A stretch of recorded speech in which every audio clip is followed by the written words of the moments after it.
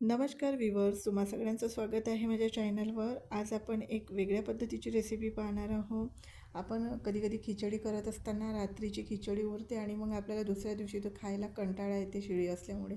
परंतु आज आपण अगदी वेगळ्या पद्धतीने आणि चविष्ट अशी खिचडी देणार आहोत फोडणी। तर तुम्ही नक्की ही खिचडी पहा आणि तुम्ही पण ही रेसिपी ट्राय करून पहा। मला सांगा कमेंट करून की तुम्हाला ही रेसिपी कसे वाटली ते। तर सगळ्यात पहिल्यांदा याच्यासाठी लागणारं साहित्य पहा।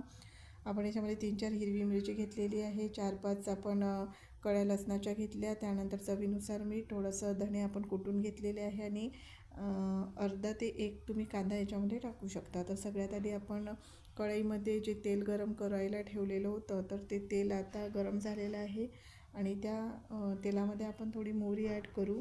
मोहरी चांगल्या पद्धतीने झालेली आहे। आता आपण याच्यामध्ये टाकू आपला जो कांदा आपण चिरून घेतलेला होता तो। नंतर कांद्याला व्यवस्थित होऊ द्या आणि कांदा झाल्यानंतर टाकल्यानंतर आपण याच्यामध्ये जी हिरवी मिरची आपण बारीक करून घेतलेली होती ती टाकूया। त्यानंतर ज्या लसणाच्या कड्या मी बारीक केलेल्या होत्या त्या लसणाच्या कड्या टाकून घ्या।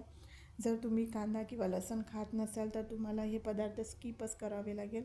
त्यानंतर या मिश्रणाला चांगल्या पद्धतीने हलवून घ्या आणि जे आपण धण्याची बारीक अशी पूड केलेली होती, म्हणजे एकदम बारीक नाही, थोडीशी ओबडधोबड अशी कुटून घेतलेले धणे आहे, तर ते धण्याची पूड आपण याच्यामध्ये टाका आणि खूप चांगला असा स्वाद येतो त्या खिचडीला। त्यानंतर याच्यामध्ये चवीनुसार मीठ घाला। तर जवळजवळ अर्धा चम्मच मीठ मी याच्यामध्ये टाकलेलं आहे। त्यानंतर छोटा अर्धा चम्मच हळद टाका आणि एक छोटासा अर्धा चम्मच असे याच्यामध्ये तुम्ही तिखट टाका। जर तुम्ही तिखट कमी प्रमाणात खात असाल तर तुम्ही कमी प्रमाणामध्ये सुद्धा ॲड करू शकता याच्यामध्ये तिखट। त्यानंतर या मिश्रणाला चांगल्या पद्धतीने हलवून घ्या आणि आता याच्यामध्ये थोडासा गरम मसाला ॲड करा। गरम मसाला ॲड केल्यामुळे खूप चांगली अशी टेस्ट येते खिचडीला।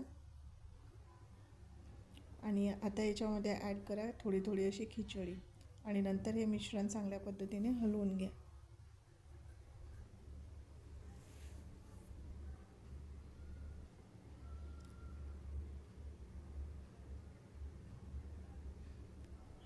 आता राहिलेली जी खिचडी आहे ती पूर्णपणे मी याच्यामध्ये ॲड करत आहे आणि या मिश्रणाला चांगल्या पद्धतीने हलवून घेते आणि त्यानंतर ही खिचडी जवळजवळ 2 ते 3 मिनटं होऊ द्या। 2 ते 3 मिनटानंतर लगेच ही खिचडी तयार होते। तर आता या स्टेजला आपली खिचडी तयार झालेली आहे। आपण एका प्लेटमध्ये चांगल्या पद्धतीने काढून घेऊ आणि याच्यामध्ये जी सिक्रेट मसाला टाकायचा आहे तो म्हणजे चाट मसाला। चाट मसाला टाकून तुम्ही ही खिचडी नक्की ट्राय करा। सोबत तुमच्याकडे लोणचं असेल आणि कांदा असेल तर नक्की ही खिचडी खाऊन पहा, तुम्हाला एकदम आवडेल आणि रात्रीची खिचडी शिल्लक राहिलेली खात आहे असंही वाटणार नाही। तर कमेंट करून नक्की ही रेसिपी कशी वाटली ते सांगा। धन्यवाद।